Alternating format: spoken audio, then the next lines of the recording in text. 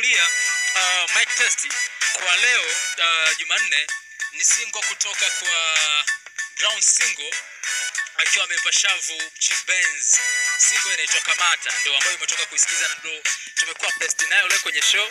So baadaye tutakuja kukuletea mkeka vile ambavyo unapaswa upate kuhusiana na Brown Single. Au sio bana? Yeah, sure.